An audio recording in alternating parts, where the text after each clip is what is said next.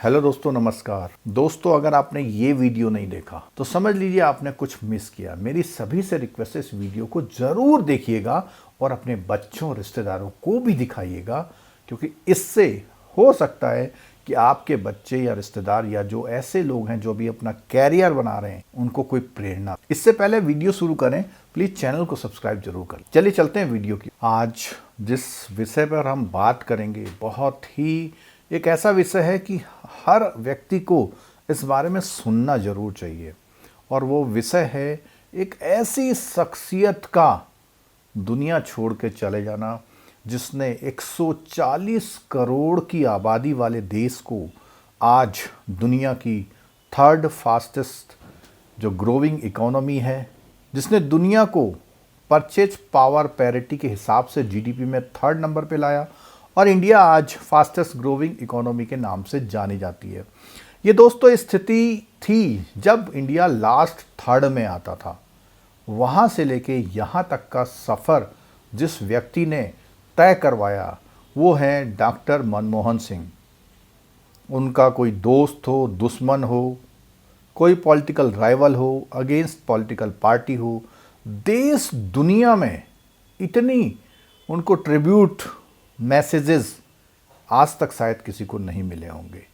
Tribune अखबार ने पूरा फ्रंट पेज लिख दिया, तब भी लिख नहीं पाया पूरा। यानी ऐसा इंटरनेशनल लेवल का अखबार पूरा जो है फ्रंट पेज भरने के बाद भी उसे जगह और चाहिए। एक ऐसी शख्सियत दोस्तों दुनिया में अगर किन्हीं दो व्यक्तियों ने मुझे प्रभावित किया, देखिए प्रभावित करने के कई एंगल हो सकते, कोई एडमिनिस्ट्रेटर, कोई सोशल, कोई एकेडमिशियन, कोई एडमिनिस्ट्रेटर, सब हो सकता है। लेकिन ये जो दो व्यक्ति जिन्होंने मुझे प्रभावित किया उनमें से एक है डॉक्टर मनमोहन, और मैं यहाँ पे बिल्कुल मेंशन करना चाहूंगा उसमें जो नंबर 1 पर आते हैं वो डॉक्टर बाबा साहब भीमराव अंबेडकर जी आते। इन दो व्यक्तियों की अगर देखा जाए इंडियन की जो ग्रोथ है, चाहे वो सोसाइटल एस्पेक्ट में हो, इकोनॉमिकल एस्पेक्ट में हो, पॉलिटिकल एस्पेक्ट में हो, उन सब में इन दोनों का बहुत बड़ा योगदान। Doctor Manmohan Singh as a economics अर्थशास्त्रियों में गिने जाते, जिन्होंने अपनी जो एजुकेशन ज्यादा से ज्यादा इकोनॉमिक्स में गेन। वहीं पर डॉक्टर बाबा साहब भीमराव अंबेडकर, उनकी एजुकेशन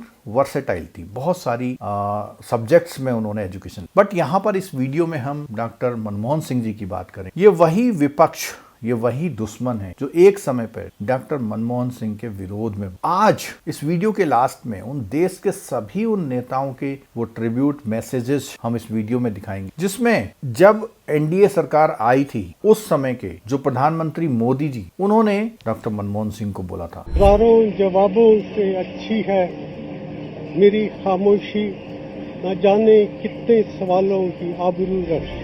और एक स्पीच के दौरान डॉक्टर मनमोहन सिंह ने बोला कि मुझे अफसोस है कि देश मौन प्रधानमंत्री को पसंद नहीं कर रहा, लेकिन उस प्रधानमंत्री को पसंद कर रहा है जिसने अहमदाबाद या गुजरात में नरसंहार करवाया। बहुत बड़ी बात। इस सरकार जो वर्तमान में है, हमेशा डॉक्टर मनमोहन सिंह की कह लीजिए या कांग्रेस की आलोचना करी आर्थिक नीति। एक समय था देश हमारा कंगाली के दौर, 15 दिन का कैश बचा था। ये वही डॉक्टर मनमोहन सिंह थे जिन्होंने 300 केजी सोना जो है गिरवी रख वहां से फंड लेके आए, और फंड लेके आए थे, उससे अपनी इकोनॉमी को स्टार्ट किया। ये सब क्यों हो पाया? उनके एडमिनिस्ट्रेटिव और एजुकेशनल एक्सपीरियंस के कारण। दोस्तों पंजाब जो कि अभी पाकिस्तान में है, वहां पर जन्मे। पार्टीशन के समय इंडिया आने का फैसला, नैनीताल के पास एक हल्द्वानी की जगह है, 1947 में वहां पहुंचे, लेकिन फाइनली 1948 में अमृतसर जाके बस गए।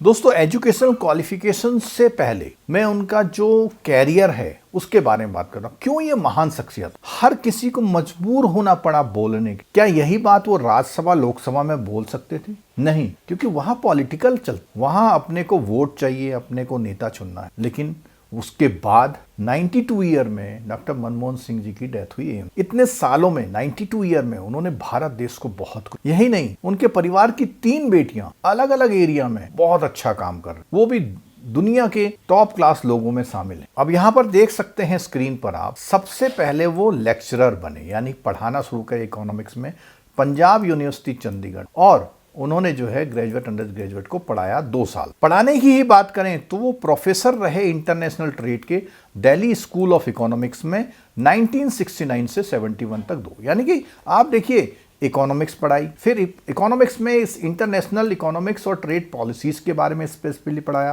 तो जो पढ़ाया है तो पहले पढ़ा होगा, समझाओ। अब 1971 से 72 तक इकोनॉमिक एडवाइजर रहे ministry of commerce and industry में, क्योंकि ट्रेड की बात आती है तो उसकी एक्सपर्टीज थी, इसलिए वहां पे एडवाइजर रहे। आप ये देखिए कि 72 से 76 तक चीफ इकोनॉमिक एडवाइजर, मुख्य आर्थिक सलाहकार, बहुत बड़ी पोस्ट हो। उसके बाद रिजर्व बैंक ऑफ इंडिया में 1976 से 80 तक वो डायरेक्टर रहे। वहां पर उन्होंने मॉनेटरी एंड फाइनेंशियल पॉलिसीज को देखा, और बहुत ही प्रेस्टिजियस पोस्ट जिसमें वो आरबीआई के गवर्नर। आप ये देखिए, प्रोफेसर रहे, इंटरनेशनल ट्रेड में वर्क किया, सलाहकार रहे, आरबीआई में डायरेक्टर रहे, आरबीआई के गवर्नर बने। यानी एकेडमिक के बाद एक सीरीज चलती रही इकोनॉमिक्स।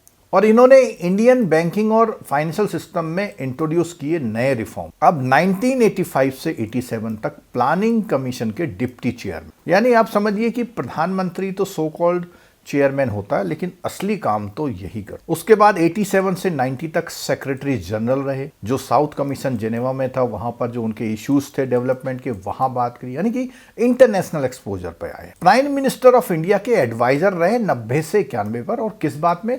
पॉलिसी डिसीजन, जो इकोनॉमिक पॉलिसी डिसीजन होते उनके बारे में। यहां पर देखा गया उनकी प्रतिभा को।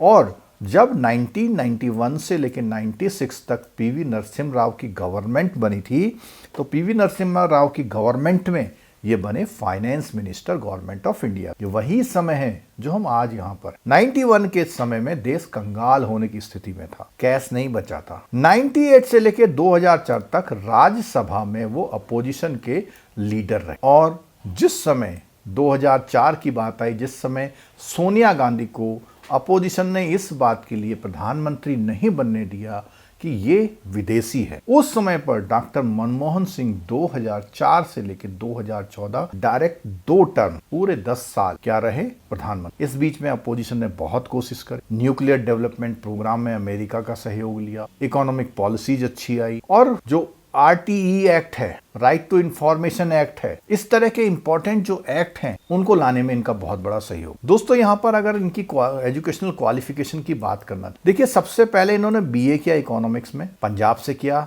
1952 में, और वहीं से इन्होंने मास्टर्स किया 1954 में। अब आप देखिए, उसके बाद भी एक बार ये डिग्री लेने के बाद इकोनॉमिक्स में दोबारा डिग्री लेने गए इकोनॉमिक्स में, और उसका नाम था first class honours in economics, और वो किया यूनिवर्सिटी ऑफ कैम्ब्रिज यूके से, सेंट जॉन्स कॉलेज से 1957। और यहाँ पर जो दुनिया के डिस्टिंग्विश्ड इकोनॉमिस्ट थे, जो जॉन रॉबिन्सन और निकोलस कल्डोर, ये उनके खास प्रोफेसर रहे। इसके बाद इन्होंने डॉक्टरेट करा, PhD करी, किसमें? इकोनॉमिक्स में, और वो भी कहाँ करी? यूनिवर्सिटी ऑफ ऑक्सफोर्ड यूके से करी। 1962 में इनकी PhD कंप्लीट। इनकी थीसिस थी इंडियाज एक्सपोर्ट परफॉर्मेंस, जो 51 से 1960 तक चली। बताते हैं कि लगभग 1400 पन्नों की थीसिस, और इनके मेंटोर थे IMD लिटिल, जो बहुत रिनॉन्ड इकोनॉमिस्ट, और उन्होंने DPhil डॉक्टर ऑफ फिलॉसफी भी किया था ऑक्सफोर्ड से। इसके अलावा बहुत सारी ऑनररी डिग्रियां भी इन्होंने। अब यहाँ पे देखिए, इकोनॉमिस्ट में मैंने शुरू में बाबा साहब भीमराव अंबेडकर का नाम भी लिया। क्यों लिया? कई वर्सैलिटी के साथ डॉक्टर भीमराव अंबेडकर भी इकोनॉमिक्स के मास्टर। अब यहाँ पर आप देख सकते हैं कि इकोनॉमिस्ट के कैसे मास्टर। पहली बात तो जो बैचलर ऑफ आर्ट किया, तो उन्होंने इकोनॉमिक्स और पॉलिटिकल साइंस को मेजर सब्जेक्ट की तरह लिया। उसके बाद यूनिवर्सिटी ऑफ न्यूयॉर्क USA से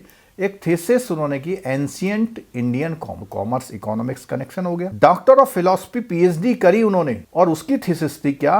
the evolution of province finance in British, finance से कनेक्टेड। उसके बाद लॉ की डिग्री ली, और यहां सबसे इंपॉर्टेंट बात यह है कि उन्होंने MSc करी इकोनॉमिक्स से, जो कि बहुत कम लोग करते। और उस इकोनॉमिक्स की MSc के दौरान उनकी थीसिस थी the problem of rupees, its origin and it's solution, यानी कि RBI को बनाने में इस थीसिस का बहुत बड़ा रोल। और वहीं पर उन्होंने डॉक्टर ऑफ साइंस भी ली इकोनॉमिक्स में, जिन्होंने फोकस किया monetary economics. This was his second doctorate degree. तो उन्होंने एक जो डॉक्टर ऑफ साइंस की जो वो ली थी, वो फोकस थी वहां पर क्या? इकोनॉमिक्स, और ये उनकी सेकंड डॉक्टर। तो दोस्तों, इसलिए कंपैरिजन किया। बट और भी बात कर, कुछ वाकये ऐसे भी सुनने में आए कि उनके पास एक मारुति 800 कार हुआ, वो एम्बेसडर में ना जाना पसंद करके उसमें जाना पसंद, यानी एक सिंप्लिसिटी का भी एग्जाम्पल। बहुत कम बोलते थे। और एक बहुत इंपॉर्टेंट, अगर किसी प्राइम मिनिस्टर ने प्रेस कॉन्फ्रेंस करी इंडिया में, तो लास्ट